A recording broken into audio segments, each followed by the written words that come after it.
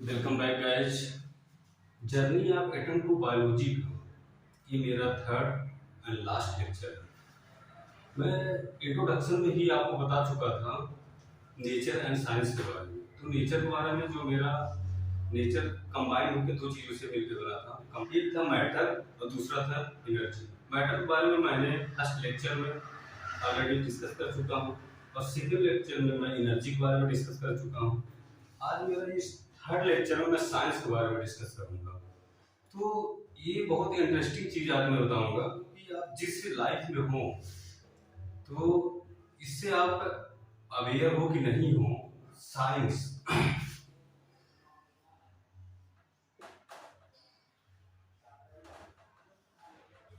Science जो है ये जो हमारा ईरा ईरा चल रहा है, ईरा मीन्स युग। जो हमारा ईरा चल रहा है वो चल रहा है एज ऑफ साइंस। तो इन फ्यूचर जब मेरा लेक्चर आएगा ह्यूमन सिविलाइजेशन ह्यूमन एवोल्यूशन में, तो मैं डिस्कस करूंगा कि एज ऑफ साइंस कैसे आया। Age of science, age of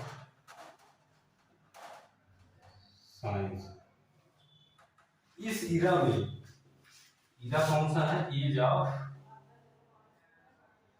इस ईरा में ये ईरा कौन सा? Age of science. Age of science के ईरा में प्रेजेंट टाइम हम लोग हैं।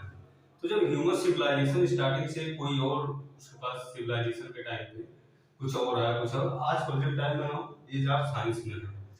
तो मैं साइंस डिस्कस करता हूँ। साइंस है क्या? साइंस है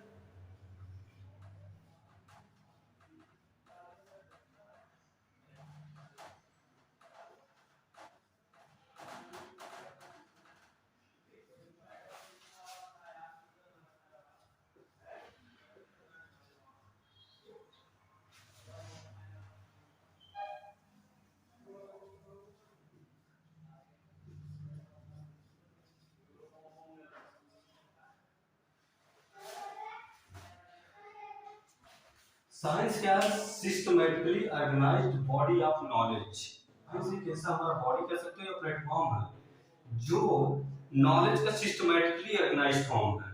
तो ये कैसे गेन होता है? गेन गेन कैसे होता है? साइंस गेन कैसे होता है? Gain by research. तो ये चीजें गेन कैसे होता है? Systematically organised body of knowledge gain कैसे होता है? वो रिसर्च के द्वारा। मैं एक एग्जांपल लेता हूं।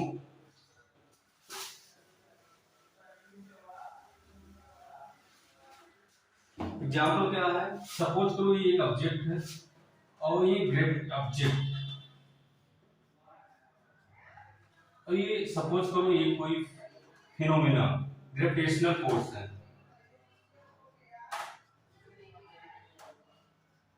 ग्रेविटेशनल फोर्स है। तो ऑब्वियसली मैं आप लोग को बता चुका हूं कि ऑब्जेक्ट एक मैटर ही है और फिनोमेना कोई भी फोर्स वगैरह वो एक एनर्जी है। तो जब गेन बाय रिसर्च जो मैंने बताया, तो कोई चीज का क्या है, रिसर्च करने का क्या है प्रोसीजर, क्या होता है? कोई भी ऑब्जेक्ट या फिनोमेना है, सबसे पहले क्या करेंगे? ऑब्जर्वेशन, उसको ऑब्जर्व करेंगे, एविडेंस वगैरह कोई क्रिएट करेंगे, फिर हाइपोथेटिकली हाइपोथेटिकल कोई चीज ऑर्गेनाइज करेंगे, हाइपोथेटिकली कोई इमेजिनेशन करेंगे, उसके बाद फिर एक्सपेरिमेंटेशन करेंगे, बार बार रिपीटेड एक्सपेरिमेंटेशन करेंगे, उसके बाद थ्योरी वगैरह डेवलप करेंगे। तो ये सब चीजें, ये सब फिनोमेना या ऑब्जेक्ट को इन सब प्रोसेस के द्वारा फिर ये रिसर्च करते हैं। ये रिसर्च के अंदर में आता है पूरा।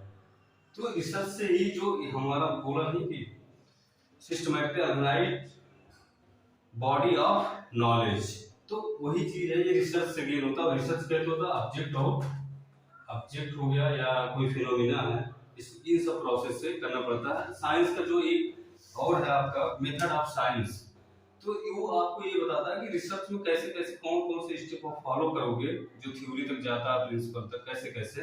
तो वो इतना डीप जानने की जरूरत नहीं है, बाकी मैंने ओवरव्यू बता दिया। अब मैं आप लोग को डिस्कस करूंगा ब्रांच ऑफ साइंस। कॉमनली कितने ब्रांच होते हैं साइंस के? Branch of science commonly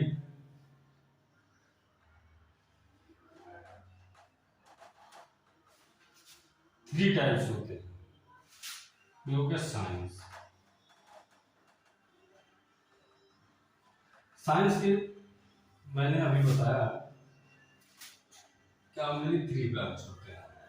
natural science जो फर्स्ट है मेरा,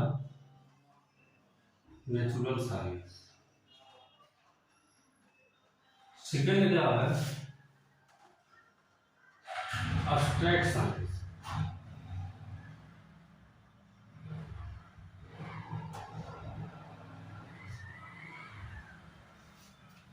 थर्ड क्या है, सोशल साइंस।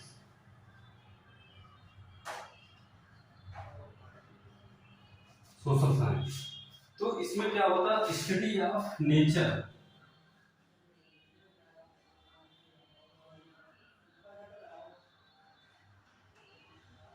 इसमें स्टडी ऑफ नेचर होता है, इसमें study of abstract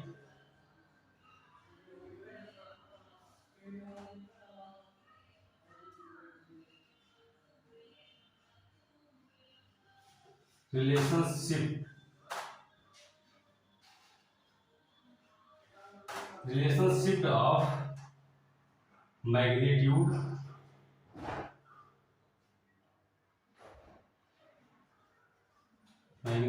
and numbers.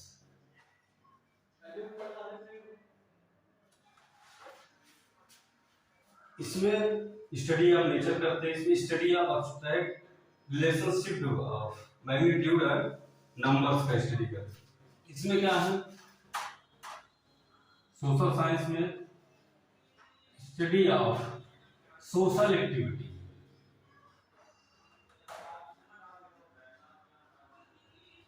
Social activity of man on the basis of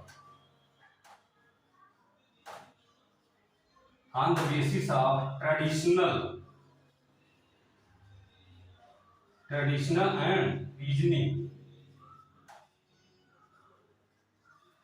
तो इसका स्टडी क्या होता है, study of social activity. Man में जो सोशल एक्टिविटी है वो किस पे, ट्रेडिशनल परंपरा के बेसिस पे, एंड रीजन उसके विचार के बेसिस पे ये साइंस पे स्टडी किया गया। तो अब इसके अंडर में, नेचुरल साइंस के अंडर में कौन कौन से आते हैं, अब्स्ट्रैक्ट साइंस में कौन कौन से आते हैं, सोशल साइंस में कौन कौन से आते हैं। तो सोशल साइंस में हमारा दो आते हैं, एक होता है मैथमेटिक्स, सेकेंड होता है इसको ऐसे mathematics and statics. Social science में आपका बहुत एग्जांपल होते हैं। फर्स्ट आपका पॉलिटिकल साइंस,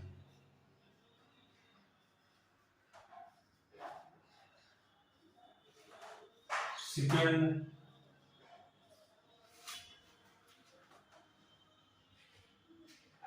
सोशियोलॉजी,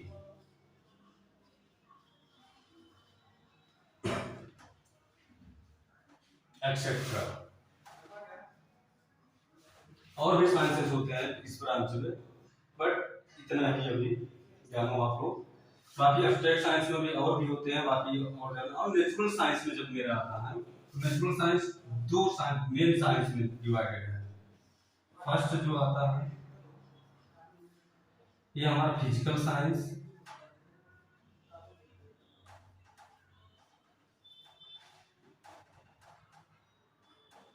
और सेकंड जो मेरा आता है वो आता है बायोलॉजिकल साइंस।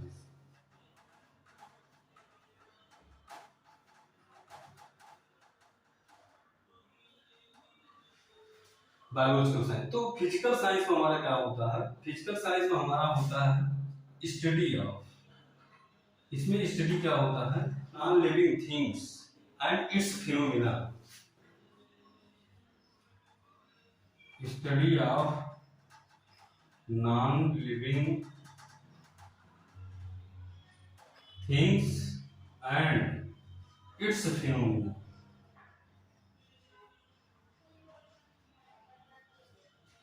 तो इसमें फिजिकल साइंस में किसका स्टडी होता है? Study of non living things and it's phenomena.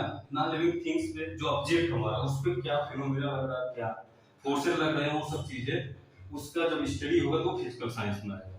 मैं एग्जांपल लेता हूँ फिजिकल साइंस का। ए फिजिक्स,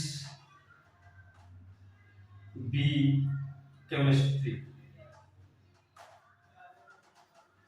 और बायोलॉजिकल साइंस में क्या है? स्टडी ऑफ लिविंग बीइंग,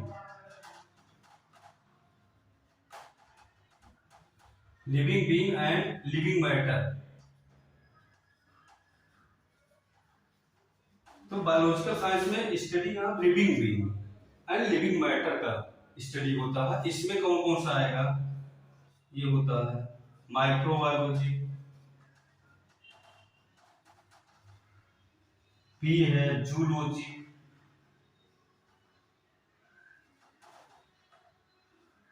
सी हमारा है बॉटनी।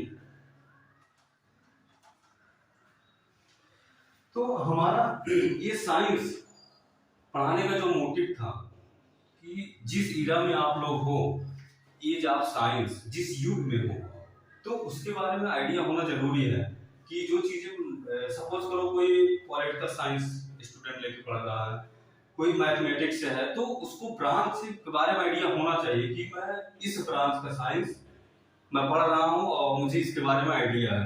तो इसीलिए मैंने ये सब बताया। बाकी मेरा जो पढ़ाने का मोटिव था वो यहाँ बायोलॉजिकल साइंस, तो यहाँ से जनरेट होता है बायोलॉजिकल साइंस, नेचुरल साइंस में बायोलॉजिकल साइंस।